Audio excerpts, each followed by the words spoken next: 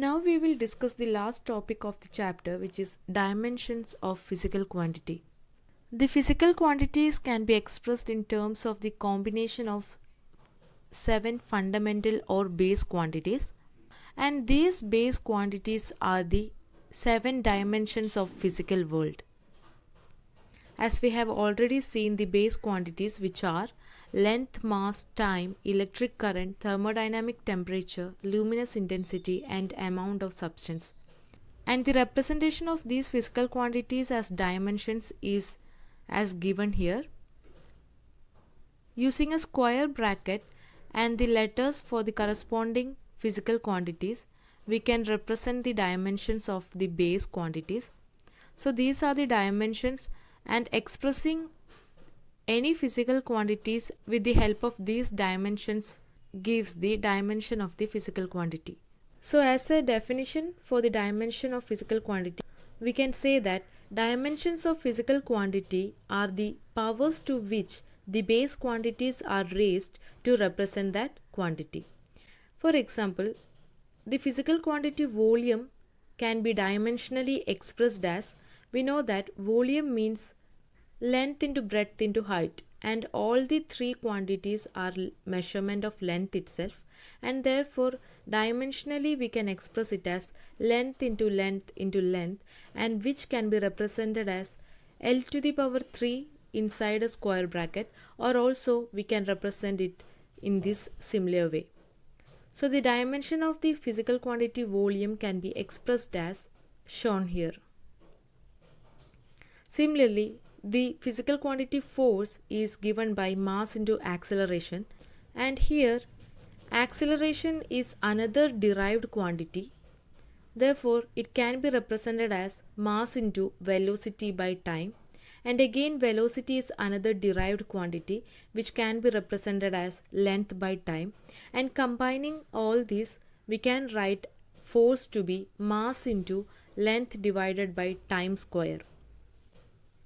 So the physical quantity force is now expressed in terms of the base quantities, and from this we can derive the dimension of force. For mass we represent it with capital letter M within a square bracket, and similarly for length capital letter L in a square bracket, and time capital letter T in a square bracket to the power of 2. And this altogether can be represented as a single dimension, which is ml t to the power minus 2. So the dimension of force is ml t to the power minus 2. Similarly, velocity can be dimensionally expressed as L t to the power minus 1. So this is how the physical quantities can be represented using dimensions. Now we can also represent the physical quantities as dimensional formula and dimensional equations. Dimensional formula shows that how base quantities can be used to represent every physical quantity. The physical quantities in mechanics can be represented using base quantities mass, length, and time. So representing the physical quantities including these three base quantities gives the dimensional formula. So we know that the dimension of volume is L to the power 3, but to represent it as a formula we also include the other two base quantities, which are mass and time. But we know that there is no dimension regarding mass and time in the physical quantity volume, and so we put the power for these two as 0, that is m to the power 0, L to the power 3, T to the power 0. So this is the representation of volume as dimensional formula. Similarly, for velocity or speed we can write it as m to the power 0, L t raised to minus 1. So this is the dimensional formula for velocity or speed. And the dimensional formula for density can be written as m to the power 1, L to the power minus 3, T to the power 0. So this is all about dimensional formula, how we can write a physical quantity as a dimensional formula. Now by equating the physical quantity with its dimensional formula, we can call it as dimensional equation. So here above three-dimensional formula can be converted to dimensional equation just by equating this to the corresponding physical quantity. And in dimensional equation, the physical quantity is represented using square brackets itself. That is, volume is represented as capital V within a square bracket, which is equal to m to the power 0, L to the power 3, T to the power 0 in square brackets. So this is the dimensional equation of volume. Similarly, the dimensional equation of speed or velocity is small v within the square bracket, which is equal to m to the power 0, L to the power 1, T to the power minus 1. And the mass density rho is given by m to the power 1, L to the power minus 3, T to the power 0. So this is the dimensional equations of various physical quantities.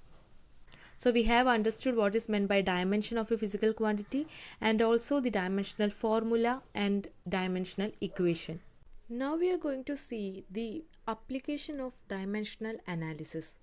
Basically there are two applications, and the first one is to check the consistency of an equation. If we are having an equation of a physical quantity, we can check the consistency of the equation with the help of dimensional analysis. Every equation should obey the principle of homogeneity and also the principle of consistency. Principle of homogeneity tells us that two physical quantities can be added only if they are having same dimensions. That is, only the physical quantities with same dimensions can be added together or subtracted from one another. This is the principle of homogeneity. Now, an equation to be consistent, both the sides of the equation must have same dimension. So if we are having a valid equation, then definitely that equation should obey these two principles. That is, principle of homogeneity and also the consistency. But by this we cannot say that any equation that follows these two rules will be valid. But we can say that if an equation is correct, then definitely it will obey these two rules. But every equation that obeys these two rules need not to be correct. Let us see an example. Here we are having the equation s is equal to ut plus half at square, which is one of the equations of motions that you might have already learned. Now we already know that this equation is a valid equation. Now we will analyze this based on the dimensional analysis. Here we can see that the equation contains an addition between two terms, and we have said, according to principle of homogeneity, two physical quantities can be added only if their dimensions are same. So if we analyze each terms one by one, we know that S represents displacement, whose dimensional formula is L, and U is the initial velocity and its dimensional formula is L t raised to minus 1. A is the acceleration, whose dimensional formula is L t raised to minus 2, and T represents time, whose dimensional formula is T. Now on the left hand side we are having S, whose dimensional equation represented here, S is equal to L. Now for the term ut, we are having the dimensional equation as u is the velocity, which is L t raised to minus 1, and t is time, which is t itself. And from this we can say that the resultant formula is L itself. And for half at square also, we can see the dimension of A, acceleration, is L t raised to minus 2, and dimension of t square is t raised to 2, and which gives the final dimension to be L itself. So the three quantities are L itself, that is, right hand side is L and left hand side is also the dimensions of length only. Therefore this obeys both principle of homogeneity and also principle of consistency. So this is how we can check the consistency of a given equation. Now the second application of dimensional analysis is deducing the relation among the physical quantities. If we know the dependence of a physical quantity on other physical quantities and we consider it as a product type of dependency, then we can deduce the relation among these physical quantities. That is, if we know how a physical quantity depends on other physical quantities, and if we consider the dependency as a product, then we can deduce the equation for that physical quantity. For example, suppose the period of oscillation of a simple pendulum depends on length, mass of the bob, and acceleration due to gravity. So this is the information that we are having, and we also consider the relation between these three to be the product. Then we can represent this information as t is equal to, which is the time period of oscillation, t is equal to some constant into L to the power x, m raised to y, and g raised to z. We only know that the time period depends on length, mass, and acceleration due to gravity, and therefore we are representing it with some unknowns x, y, z as L raised to x, m raised to y, and g raised to z. Now converting these physical quantities into dimensional formula, we can represent the time period as L raised to 0, m raised to 0, and t raised to 1. And k remains as the constant itself, and the length can be represented as L raised to x, mass as m raised to y, and acceleration due to gravity have the dimensional formula same as that of acceleration, which is m raised to 0, L raised to 1, and t raised to minus 2 whole raised to z. That is, g raised to z can be represented as dimensional formula by m raised to 0, L raised to 1, and t raised to minus 2 whole raised to z. And we have seen that according to dimensional analysis, both sides of an equation should have same dimension. Therefore, the length dimension on right hand side should be equal to the length dimensions on the left hand side, and similarly for mass and time also, the dimensions on right hand side and left hand side of the equation should be equal.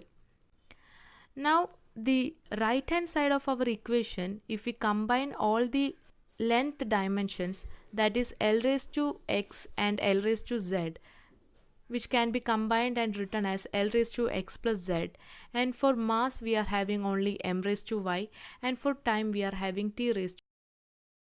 Now these two on comparison, we can find that L raised to 0 should be equal to L raised to x plus z, which means 0 is equal to x plus z.